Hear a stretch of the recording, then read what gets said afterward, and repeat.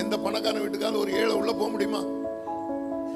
ஒரு பெரிய பணக்காரன் இருக்கிறான், உள்ள போக முடியுமா?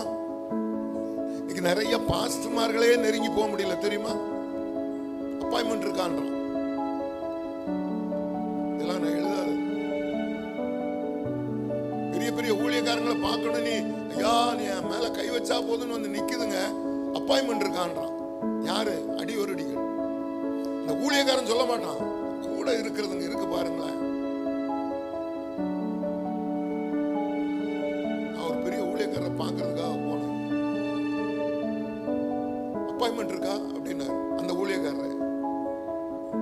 நான் அவரை பார்த்து கேட்டேன், என்ன இது சினிமாவை எடுக்கிறீரு அப்பாயின்மெண்ட் கொடுக்கறதுக்கு? இது ஊழியம், வந்தா என்னன்னு கேட்கணும். அதை விட்டுட்டு அப்பாயின்மெண்ட் இருக்காவா? அப்ப இன்னும் நீங்க சினிமா ஷூட்டிங்லேயே தான் இருக்கீங்கன்னு நினைக்கிறேன். என்ன மனம் உடஞ்சிட்டாரு, அழுதுட்டாரு. இன்னைக்கு உயிரோட இருக்காரு ஏவிஎம்.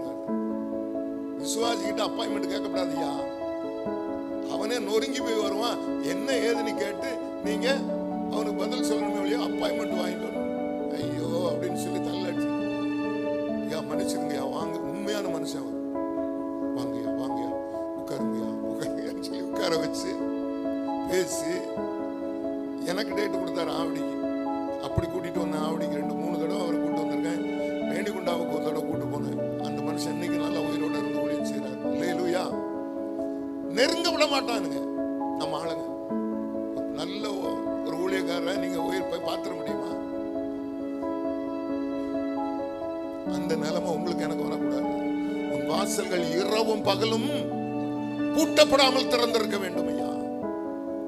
அதான் ஊழியக்காரனுக்கு அழகு. எப்ப வந்து தட்டினாலும் எழுந்திருக்கணும், எப்ப பேசினாலும் ஜெபம் பண்ணணும், எப்ப பேசினாலும் உன்னால முடிஞ்சதை செய்யணும்.